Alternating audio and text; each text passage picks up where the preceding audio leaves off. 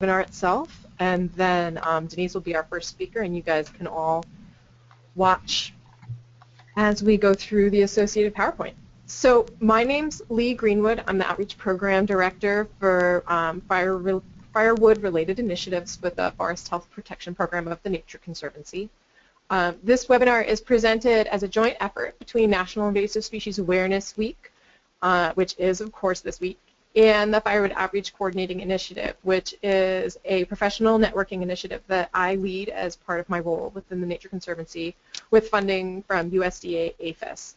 I wanted to start off by saying thanks for the University of Georgia for hosting this. The person not actually named Chuck. Chuck had to be out today, so we have a replacement moderator. Do you want to introduce yourself?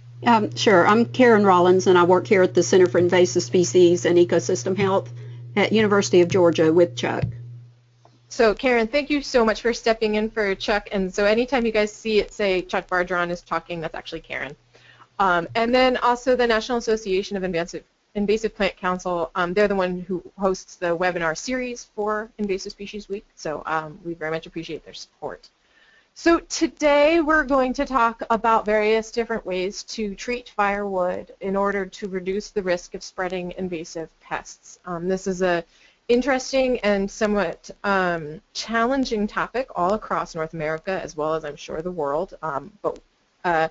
Today what we're going to do is focus on 4 different professionals in the field that each face different challenges and have come up with different solutions as part of their programs.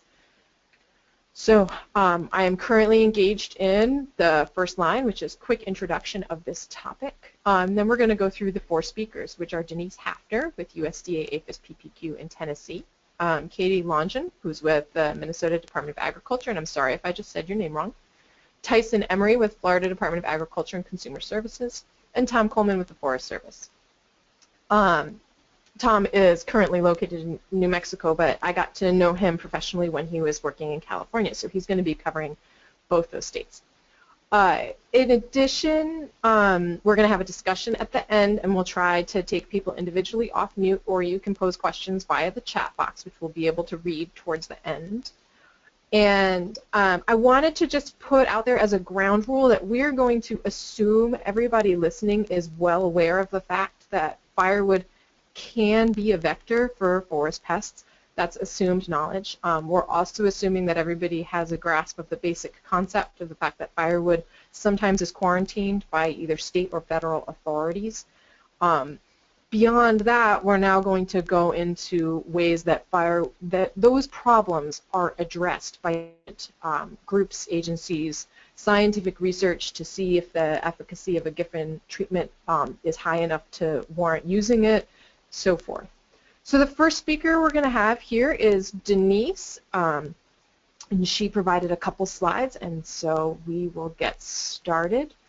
And Denise, there is your title and contact information, and please take it away. Alrighty, that looks good. Thank you, Lee, and thank you goes out to the University of Georgia and the Nature Conservancy for asking me to speak today. Some of you may recognize this, and I'm briefly going to touch on this. My role in the USDA, I'm currently located in Knoxville. I'm with PPQ, and part of my responsibilities is to work with the emerald ash borer quarantine issues. I'm very knowledgeable in that. I've been with USDA for 9 years, and then previous to that I was with the Ohio Department of Agriculture and their emerald ash borer program, so I've seen it from day one. But what you're looking at right now is the current emerald ash borer map. I think we're all aware that it's in 25 states, that emerald ash is the regulated product, along with lumber and pallet material, and also we have included in that, as far as the USDA goes, regulated material of all hardwood firewood. Sometimes I am asked, why are you saying all firewood? The reason for that is because as you chop it down into little pieces, unless you're a true professional, you are not going to recognize if you are hauling off a piece of pine, a piece of oak, a piece of maple. So that's why we include all hardwood firewood, which would really be excluding pine because that's a softwood. This is the emerald ash borer quarantine that is of a USDA concern. For those people that live in the Northeast, there is a gypsy moth quarantine, and there's other quarantines throughout the U.S. So I would highly recommend at any time go to the APHIS website, check to see what items are under quarantine. It could be anything from switchgrass, or not switchgrass, hay, straw because of imported fire ant, or citrus products down in Florida, for example, or Texas. So always check with APHIS or your Department of Agriculture about current quarantines. Now, the USDA wants to work with businesses because they realize that they want to move their products out of a quarantine area. We realize you can do that now, but let's do it safely. So you would have to contact the USDA to obtain a compliance agreement, and basically that's only a legal document between you, the USDA, and our state counterparts. It tells you how to safely treat these products so they may exit a quarantine. And that's what we're going to talk about a little bit today. Now, for those of you in the Northeast, you probably do realize that there's two quarantines. There's also emerald ash borer and gypsy moth. So they both handle firewood issues. When we start to talk about treatments, though, the treatment would be at the higher level. Now, our treatments are posted, as far as heat treatment of firewood, they're posted in our firewood manual. And the emerald ash borer heat treatment, we often refer to this as 60-60, 60 degrees centigrade for 60 minutes, which equates to 140 degrees for 60 minutes. That's for all businesses that are in the emerald ash borer area.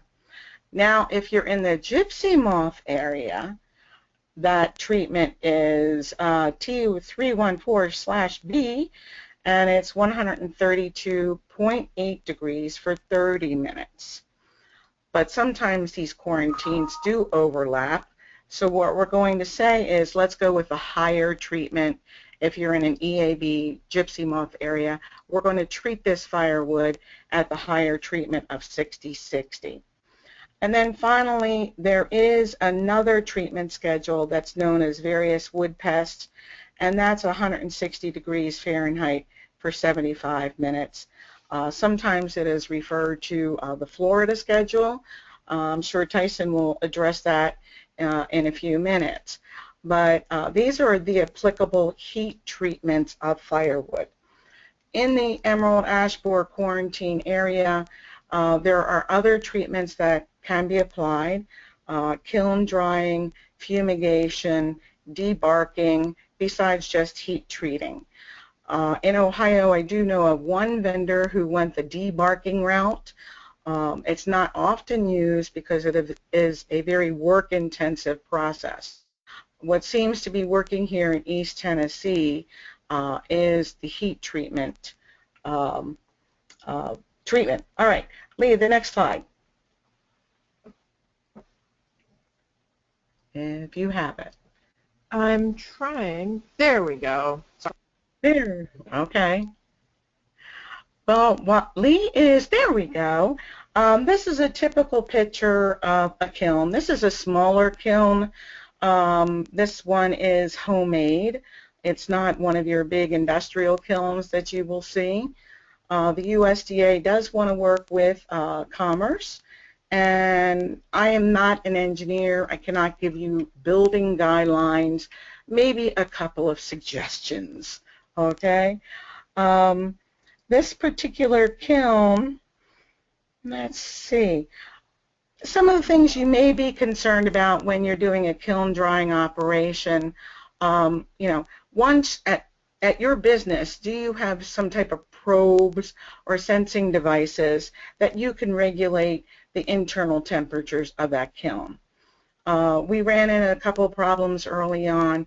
One particular kiln wasn't insulated enough. He added another layer of insulation. It started to work. Another company wasn't getting good circulation. They added like another circulatory fan, so it started to work. So the USDA will be happy to work with these individuals. And remember that we only work with these companies or individuals that reside in a quarantine area. We'll go into more of that a little bit later. So Lee, can you give me the next slide?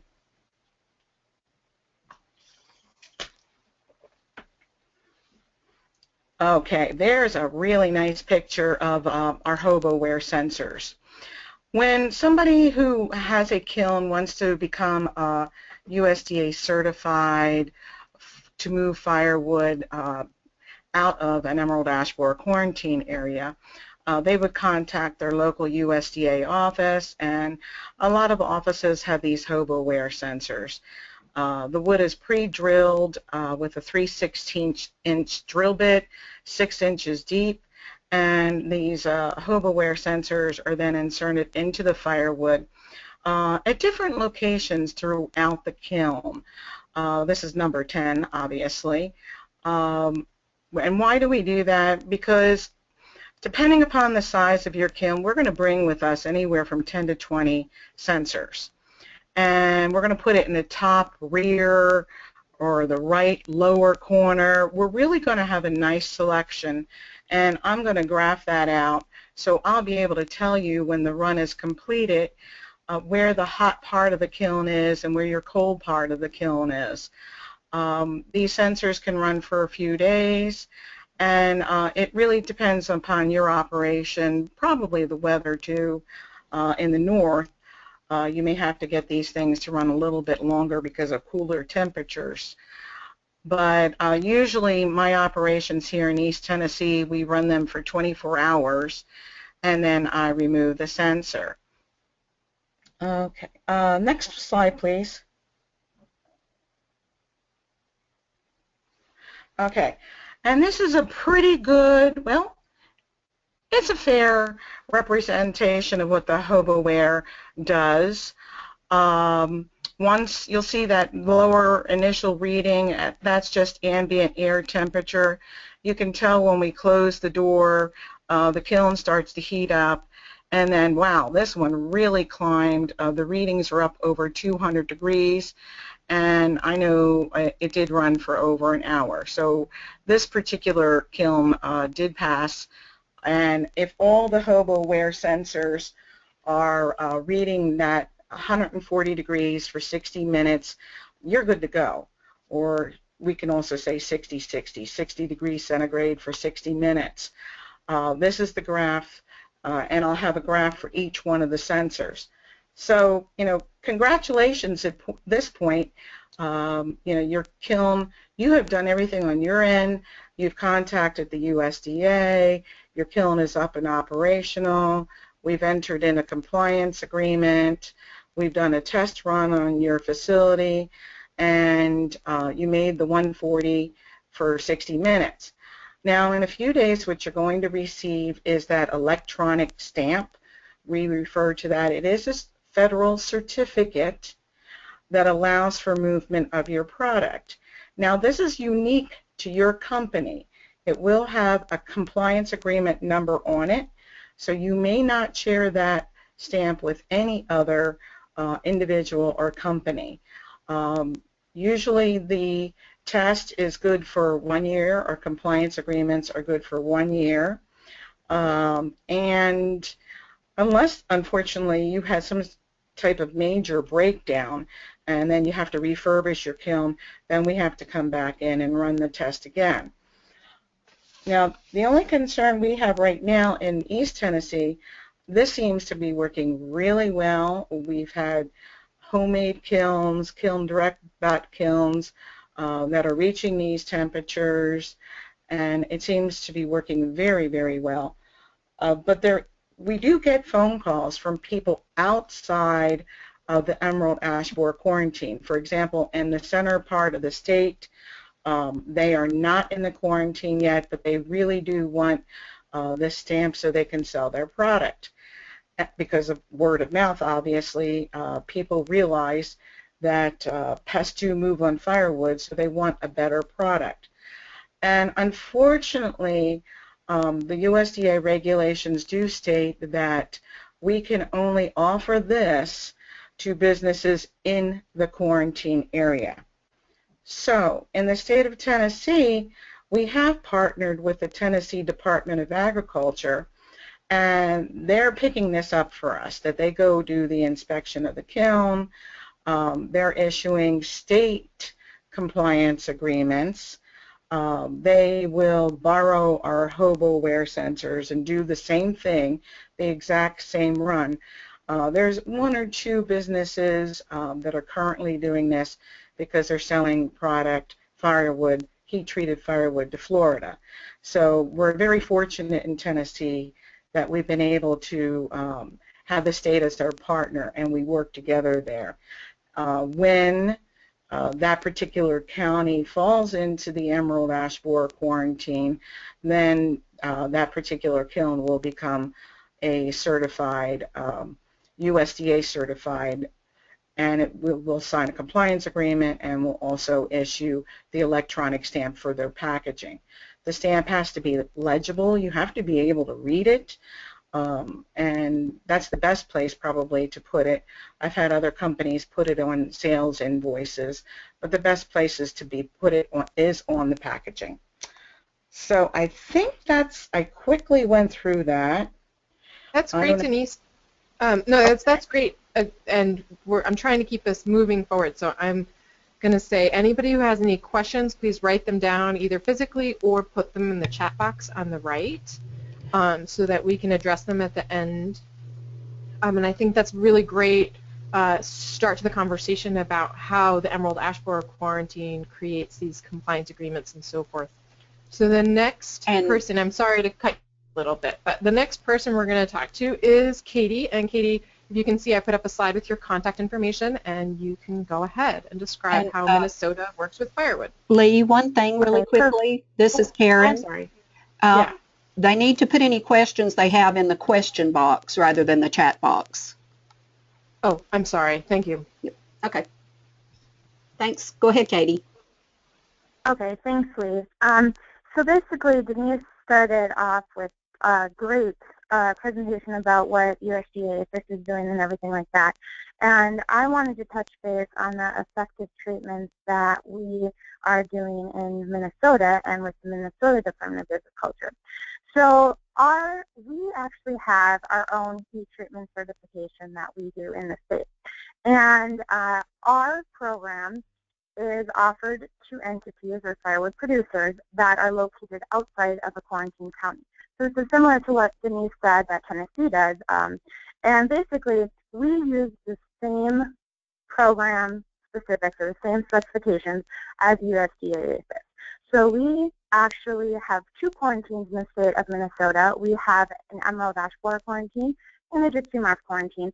And we will only use the EAB heat treatment schedule of 140 degrees Fahrenheit for 60 minutes for both of those quarantines. So we don't even use the gypsy moth heat treatment schedule. And we also will, and many of our producers that are certified have actually met the various wood pest standard or the all pest standard of 160 degrees Fahrenheit for 75 minutes. So a lot of our producers meet both of them.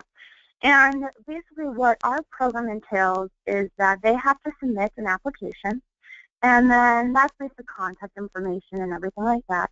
Then we ask for a detailed work plan, and this outlines their kiln, like if it's homemade, if it's purchased, what it looks like, the model number, how the airflow is, basically so we understand that they really know what's going on with their kiln. And then we will conduct the thermal mapping procedure, which is exactly how Denise explained, where we use the HoboWare loggers. We'll map it throughout the whole kiln to determine where the cold spots are. And then we will make sure that they actually meet that heat treatment schedule of at least 140 degrees Fahrenheit for 60 minutes. At that point, if they have met that standard, we will send them an invoice. And this is where we differ from the USDA APHIS certification, where we will actually charge our time because, again, this is an extra option for these firewood producers. And we will charge both for our time, and then also mileage, and then a $100 certificate fee. So once they pay that invoice, then we will sign a compliance agreement. And once that compliance agreement is all squared away, then we will issue a state certificate. That is very similar to the USDA one. It needs to meet all the labeling requirements and everything like that. And that is our certification program. And I want to make a special note that everybody knows it's really cold in Minnesota, but we actually have, and we conduct our thermal mapping procedure during the coldest months to ensure that they are meeting that heat treatment standard.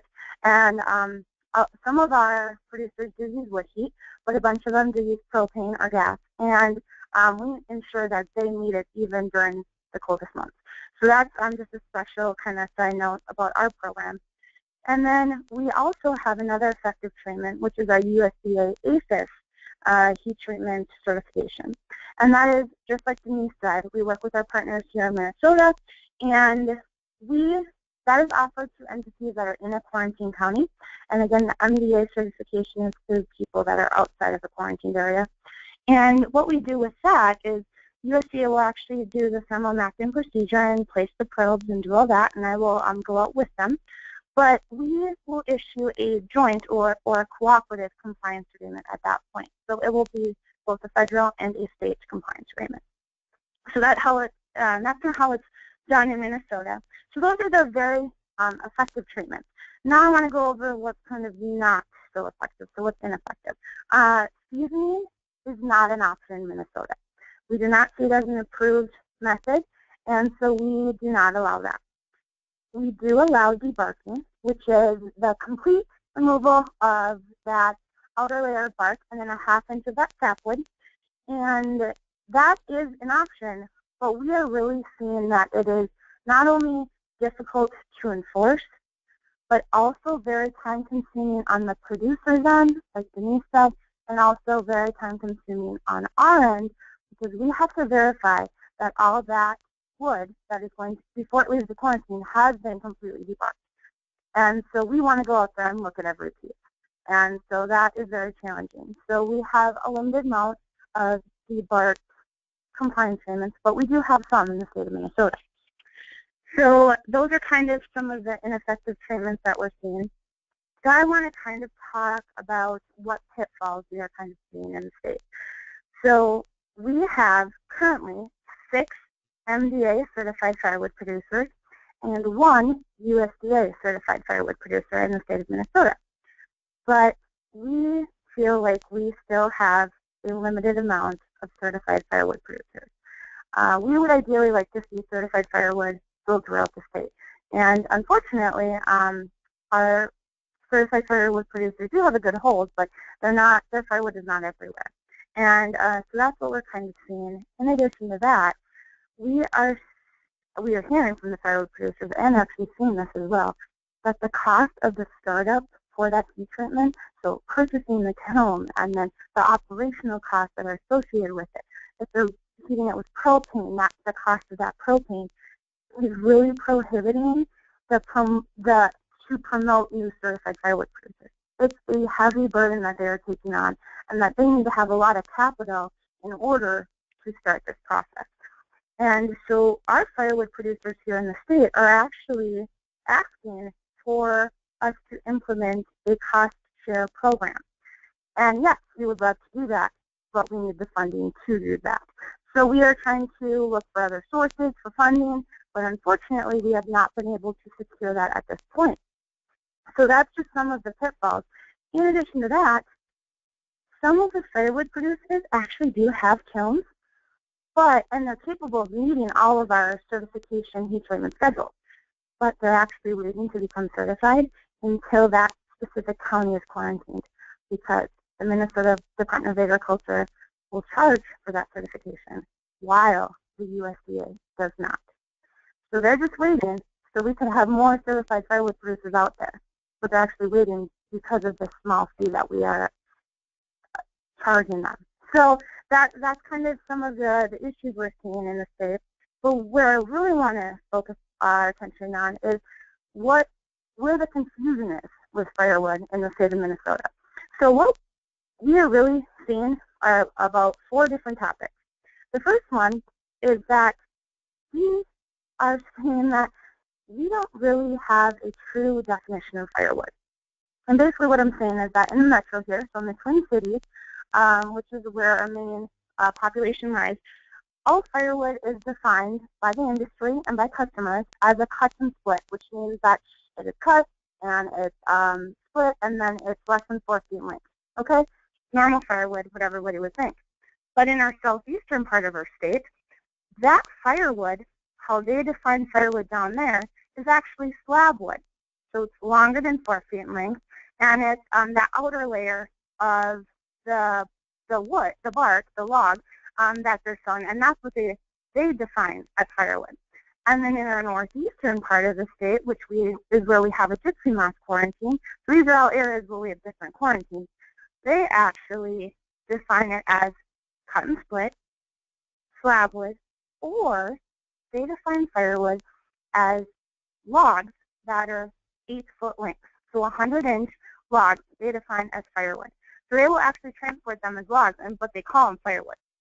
So that's the issue that we're really dealing with, is how do you define it, and how do you define it over these different regions that call firewood all different things. In addition to that, we have 2 programs that regulate or that deal with firewood in the state of Minnesota. We have the Minnesota Department of Agriculture Certified Program, which is what I just said, where you treat the firewood in kilns. And then we also have the Department of Natural Resources approved firewood program. Now with the DNR, or the Department of Natural Resources program, that is a little bit different. They're not actually processing the wood. They're not doing anything. They have to meet 2 different requirements and qualifications. The first one is that the wood is actually goes through and it's harvested within a 50-mile radius. Okay, so 50-mile radius from where it's being sold at, and it does not include ash. So it has to meet that qualification, or it can be MDA or USDA certified.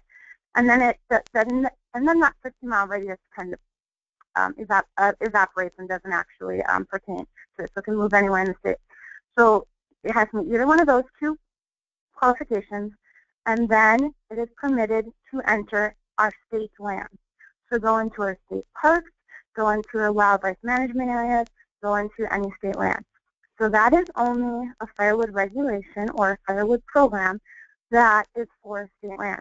But we are having major confusion from everyone, from like a firewood producer all the way up to the customer, all the way up to even other people in our agencies are confusing the 2. So this is where we're having is this DNR approved program was implemented actually before the quarantines were before they even existed.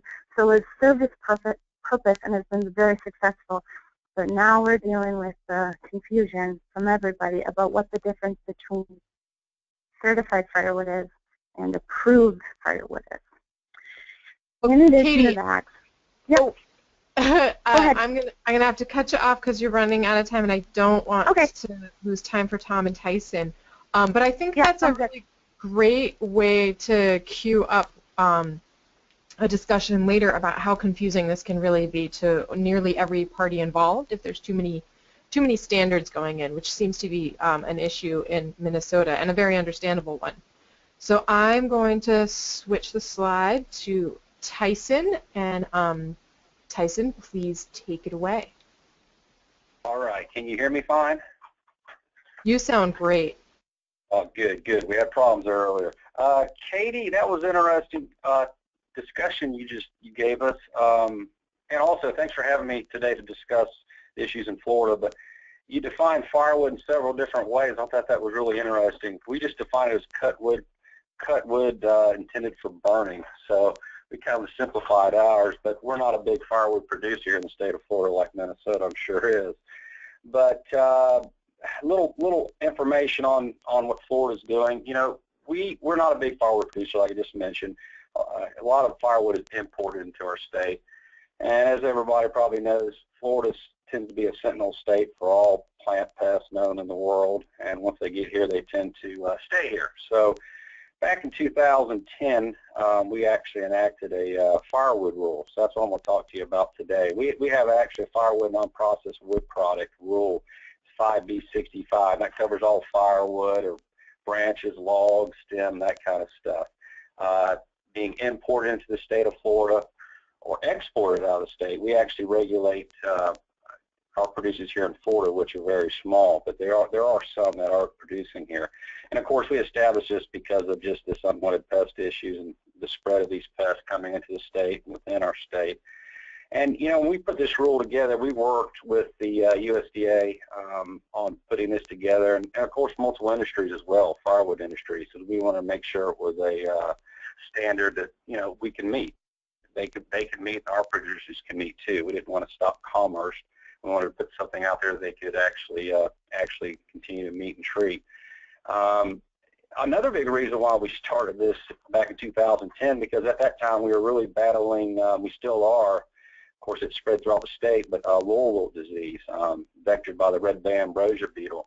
That came into Georgia in 2002, and it marched its way south all the way down to the Homestead area as I speak, and it's really wreaking havoc on our avocado industry in the Homestead area. So we were trying to slow that process down as well as that march. It's made it all the way down there, but hopefully we were able to slow it down to allow our research to get in front of that problem. Well, right now, I'll just talk a little bit about the interstate shipments and requirements under 5B65. If a state, a producer in another state, say Texas, Minnesota, or wherever, that wants to ship into our state, that particular state has to have a master permit approved through the Department of Agriculture to be able to ship. And the master permit has stipulations of what the requirements are. The master permit is actually issued for 3 years, and every 3 years it has to be renewed. Right now, I believe we have about 14 states under that master permit that have producers in their state that can ship to Florida. And how that happens is they sign a compliance with their state, agreeing to the regulations outlined, specifically treatments. There's 2 treatments that are allowed for the state of Florida to come in, and they're USDA-approved treatments. Treatment 312 with methyl bromide, typically you don't see a lot of that being used, but also the main one we see is the heat treatment, 314C. That's the 160 degree Fahrenheit for 75 minutes. So that's kind of the top there. That kind of covers everything out there. Typically, kilns, especially in Florida, are used for that, to meeting that requirement within the state. And I believe for the most part, importers shipping into our state. Commercial shipments are allowed entered in Florida once they have this permit, and they are certified by the state, certifying it into the state of Florida. But they do have to have some labeling requirements. We do have. They have to have basically a sticker on every bundle of wood that they're selling in the state, and that'll have the name of the producer itself, the firewood company, their compliance agreement number. Typically a compliance agreement number is issued by the state, and of course in a statement that it meets our Florida entry requirements, Rule 5B65. So if they meet those requirements, we allow it entered in the state of Florida. I should make a note that Florida has 19 interdiction stations within the state, so a lot of this stuff gets stopped at our border and gets looked at through invoices and opening trucks. So if they didn't have that entry requirement, it's typically the stamps of the certification, that those shipments are typically turned back or held if stickers and certification can't be produced by the state of origin. We also have a lot of non-commercial shipments that come into the state as well. As you can imagine, visitors coming to our state vacationing like to bring firewood as well into our state. So what we do with those, when we intercept those, our interdiction stations inspect them. They get detailed information of where they're headed to, and we try to follow up as often as possible. Sometimes we do have to take the firewood off the trucks or off the RVs or vehicles that are transporting it for non-commercial, but it's pretty rare.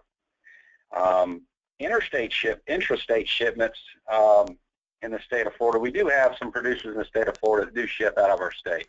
Most of it doesn't go too far, probably Georgia and South Carolina at the furthest. But they do, and we actually certify them under the same guidelines, the treatment, as we do for interstate shipments.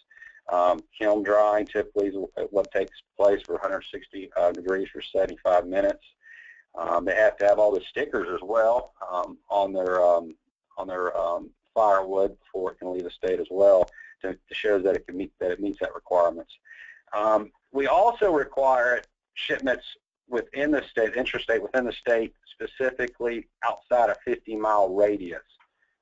Any producer that's shipping outside 50-mile radius also has to have this labeling as well, shipping it to maybe the Panhandle or South Florida from anywhere in the state. But if it's outside of 50 miles, it has to have that that sticker, that stamp, and that certification. I think I mentioned earlier that I believe we have 9 producers right now that are under certification. Might be about 8 currently, because we do actually monitor and witness these on a regular basis, at least annually. Looking at their treatment graphs, a lot of these guys have kilns that have treatment graphs we can monitor and look at. If they meet the requirements, we'll continue certifying them. If they don't, we do pull the certification until they can meet the requirements that we have for shipping at interstate or interstate. Some of the exemptions to the rule are cut Christmas trees. We don't regulate cut Christmas trees that come into the state. They can come in without any type of treatment, as long as they meet any kind of federal entry requirements in our state.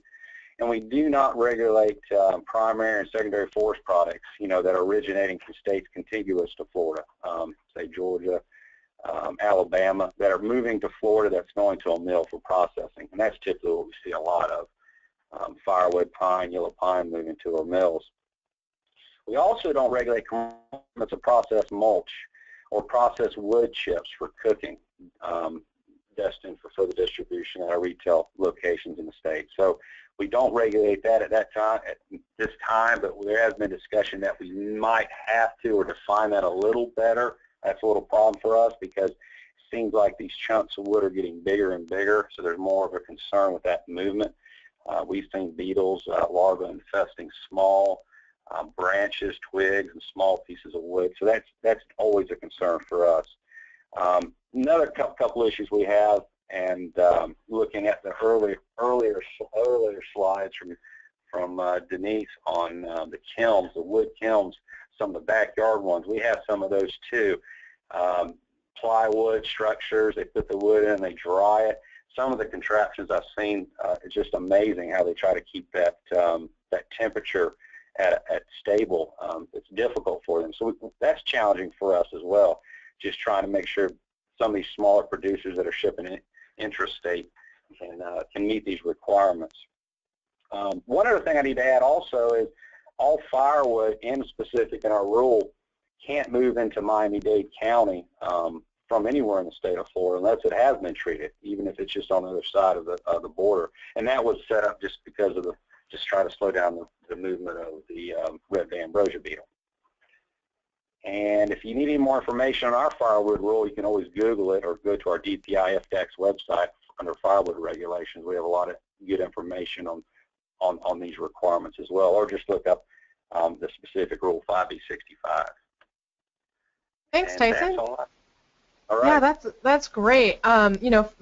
Florida's rules are really looked upon by a lot of other states as being really progressive and proactive, so I'm really glad you took the time to be on our webinar today, especially considering you're mostly a firewood intake state, not a firewood exporting state, so it's pretty interesting. Yeah, so we're going to, yeah? No, it's definitely different than other states deal with, that's for sure. Yeah, it's a different experience for sure. All right, so we're going to take it to Tom next. And Tom, I am going to do my very best to move the slides forward. So if you want to just keep talking and tell me when to switch them, I'll do my best to keep up with you. No problem. Thanks, Lee. There you go. Thank you. So I'm going to talk about a couple of recent issues in Southern California and how we looked at managing these 2 new pests. It's quite different from kind of what you heard from with Denise and Katie, where we don't have any of these regulated pests. So what we've been providing basically the National Forest and our cooperators are best management options that they can help to kind of limit the spread of these insects. Next slide, Lee.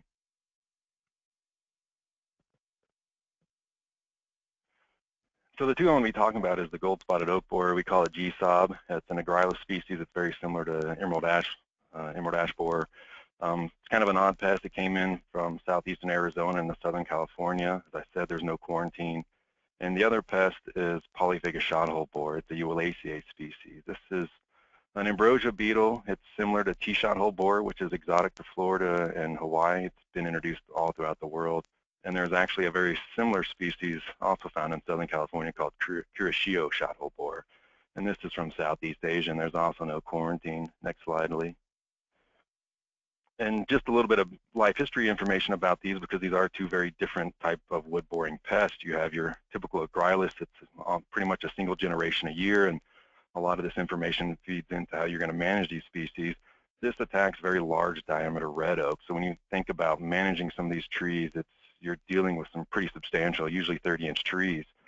It doesn't feed into the wood, it stays into the phloem and the bark, and most of this injury and mortality is located in the backcountry areas of San Diego County. So you have a lot of these people that are really wanting firewood as a resource.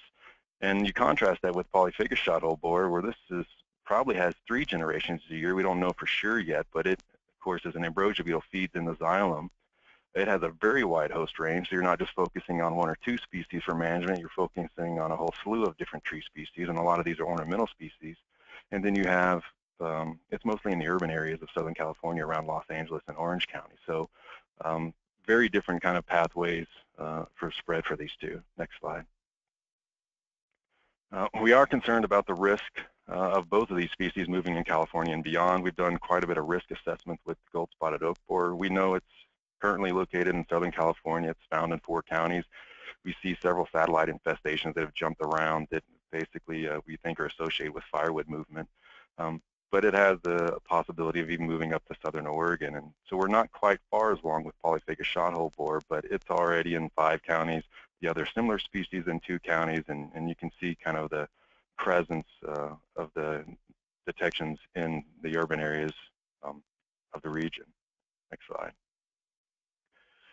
So for managing these insects, of course, we have a pretty good education and outreach component. That was something early on to kind of spread the word and see some of the information there. But again, also developing these management options for cut wood. And what we're dealing with here is, everything from managing a single cord of wood, kind of in the white truck there, to several tons. And that picture at the bottom is from the state park in San Diego County, where you have these large kind of basically lots of old and new infested wood, and essentially you have to manage it all the same. So another big hurdle is there's nothing more marketable than firewood. So even if we're trying to look at it like a biofilter or a mulch, everybody wants it as firewood because it's most profitable. And again, there's no restriction. So about any of the restrictions that we have with moving firewood, we have some on the National Forest, which is basically just limiting firewood permits till we know that the wood is uninfested. Next slide. So with some of these treatments, again, because we're dealing with these very kind of large, irregular shaped oak trees, mostly coast live oak, we looked at some of these grinding treatments. So this is a tub grinder, and this is quite a remarkable piece of machinery.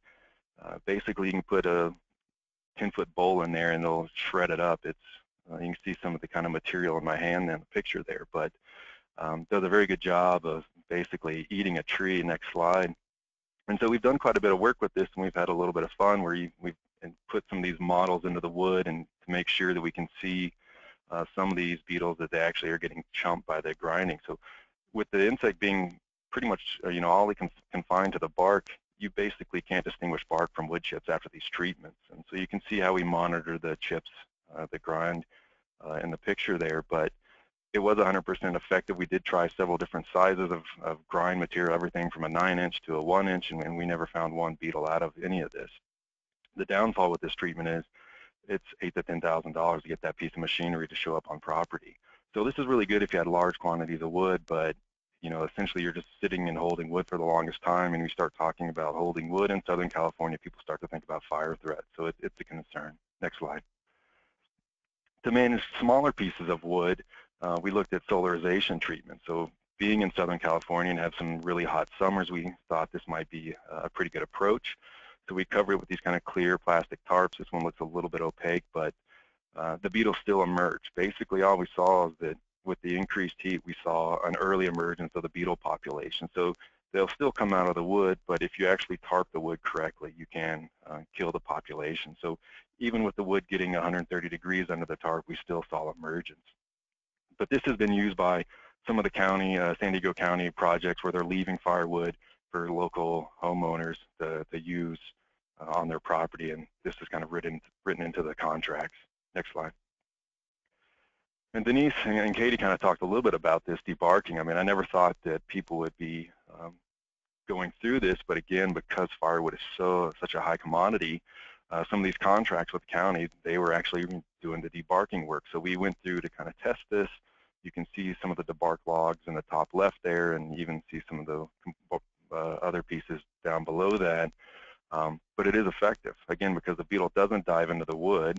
If you remove the bark, you remove the beetle from the wood, but you still have the beetle emerging out of the bark, so the bark still has to be managed in some aspect, either burning it or destroying it or tarping it. But again, very tedious, and if you have some cheap labor, it might be effective, but you don't see it that often. Next slide. So we also looked at just seasoning treatments. I mean, this is pretty simple. You just leave the wood on site, and something with GSOB that has a single generation a year, you may have to end up holding this wood for greater than 2 years. Of course, you're not removing the population at all or having any impact on the adult emergence, but at least you're not going to spread this wood around. So depending on when the beetles emerge, you may be holding the wood for quite a while. And so as we tell the public to hold it for 2 years to be safe, and that's basically what we use on the National Forest as well. Next slide. So with polyphagous shot-hole borer, we do think this is probably moving. There is a lot of natural spread, but it's moving a lot in green waste material because of the current location of the population. So here, we've only been working on this pest for a few years. It has this wide host range. It's in the communities. It's a little bit harder to tackle as far as kind of regulating movement. Next slide. So with a lot of people that are working with this pest are arborists, because they're getting called out to local homeowners or in some city parks. So we worked with a few of these to kind of look at what they would normally do as their treatments, and that's chipping treatment. So using them, saying basically, give me what you would normally run a chipper at, and they said wide open, and so you can see the differences in the chip there kind of versus the grind, what we showed earlier, and how we're monitoring these populations as well. Next slide. So this was also very effective. These chips are about 1 inch in size, and we did these over a couple of years. You can see it was greater than 97% effective for killing the adult emergence. This is really good if you're trying to reduce populations at a site, but if you're wanting to remove this material from one site to another, you're going to have to do something a little bit else as far as management, but still highly effective. Next slide. The other issue with this, because this has multiple generations years, so you still have to hold onto the wood, not quite as long as the GSOB, but you're going to have to hold the wood for almost about 4 months. So this just shows the beetle emergence from January to May, and kind of the populations coming out of the unchipped wood. So you're either going to have to, some other work is shown, throwing the chips back through the chipper again, so you're running them twice, or you're tarping them to kind of prevent that very small emergence from the chip material. Next slide.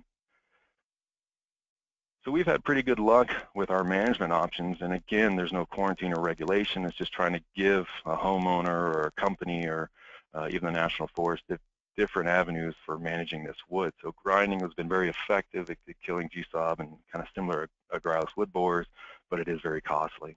And getting these large quantities of wood over a long time is not desired. So you can use solarization by containing the population, but it's rare that I see a local homeowner doing it correctly. They don't cover the wood entirely, and there's some gaps, so you're still allowing the population to come out. But it's good for a small a cord of wood. And then chipping, very effective for polyphagous shot-hole borer, removes most of the population, but you might have to do additional management if you're actually going to remove it out of infested areas.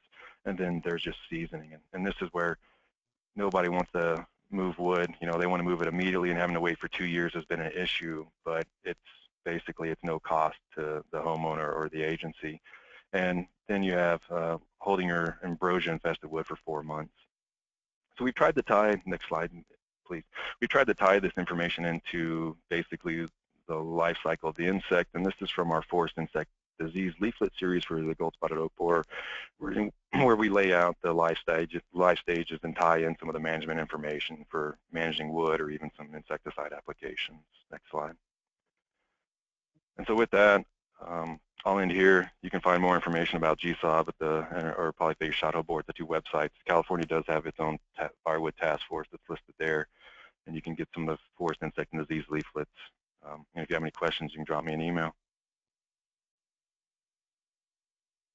Thanks. Thank you, Tom. So if we unmute everybody, I have a feeling it'll be very loud. So I was hoping that any questions could be typed in, and then we could try to address them as we go. Okay, So, Lee, they can type them into the question box, and unfortunately you can't see that, but I can. okay. And so if it's directed to someone specifically, I'll unmute them and ask the question. This first question is for Katie, and I've just unmuted Katie, and it's, Katie, what did you say was not an allowable treatment? Was that seasoning? Yes, it was seasoning. Okay. And let's see, the next question, Jennifer Park is saying that she works on soil solarization. We found that we get much higher temperatures if we use clear plastic with anti-condensation properties. This might improve the effectiveness of firewood solarization. So, Tom, you or Lee, what would y'all think about that? Yeah, we've done different types of thick plastic tarp, everything from 1 mil to 6 mil. I mean, with some of the thinner plastics, we've run into problems as far as it ripping on the wood. But if you can find a good UV-resistant thick mil plastic, it does seem to work well. But even the problem in Southern California, just those really high temperatures didn't occur early in the season when GSAW would emerge in basically mid-May. So we still might run into the same problems, but yeah, I mean, definitely clear plastic is desired. Okay. And this next question is for Lee. It's possible these firewood certification programs encourage national retailers to move firewood long distances. Firewood's only certified in quarantined or near quarantined areas. In states where there are no certification programs because there's no quarantines, national retailers will only buy certified firewood from thousands of miles away versus non-certified firewood from just down the street. Is it better to promote local than certified?